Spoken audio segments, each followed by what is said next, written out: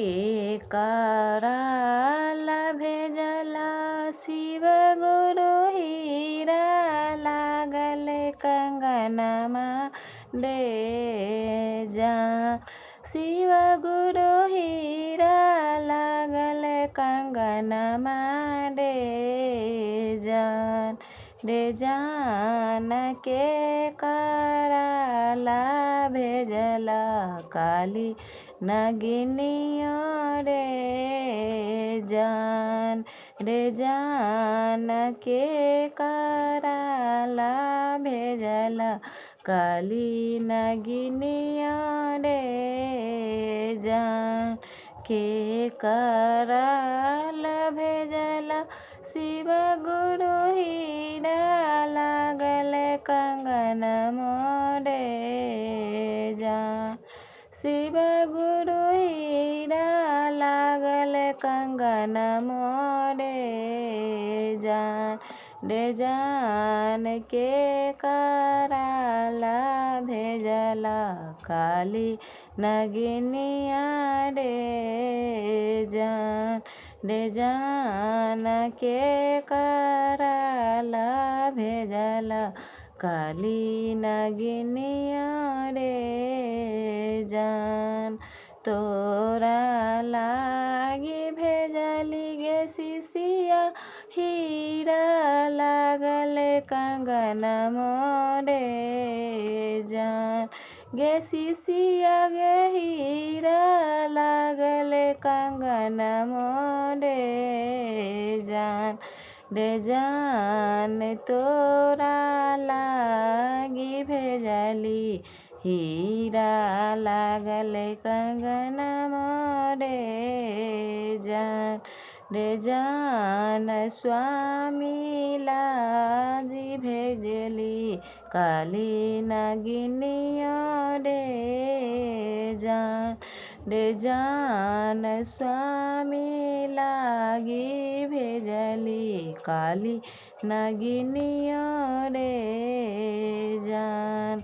तोरा लागी भेजली गे शिशिया हीरा लागल कंगन मोरे जान।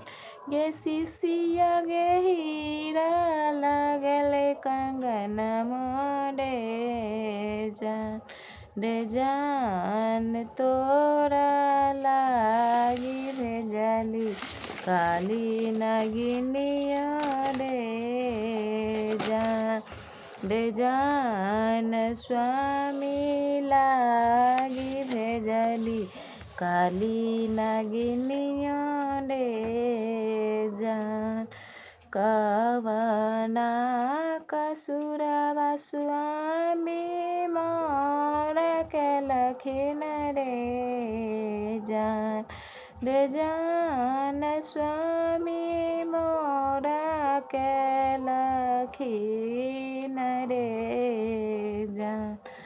रे जान ऊना काल भेजली काली नगिनिया रे जान।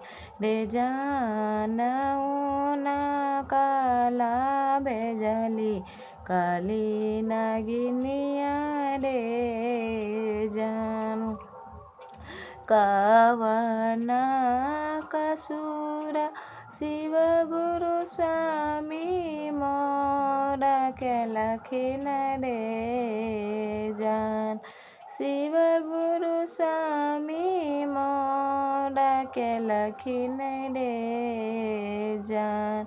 रे जान स्वामी लागी भेजली काली नगिनिया रे जान। रे जान स्वामी लागी भेजली काली नगिनिया रे जान। हुनका लागी भेजली काली नगिनिया रे जान। रे जान स्वामी लागी भेजली काली नगिनिया रे जान। रे जान स्वामी लागी भेजली काली नगिनिया रे जान। हेलो दोस्तों, तो आप लोग शिव गुरु के लिए एक लाइक ज़रूर करिएगा और आपको सुख शांति सभी बना रहेगा और सभी आपको मनोकामनाएं पूरी करेंगे शिव गुरु। तो आप लोग शिव गुरु के लिए एक लाइक ज़रूर करिएगा। धन्यवाद।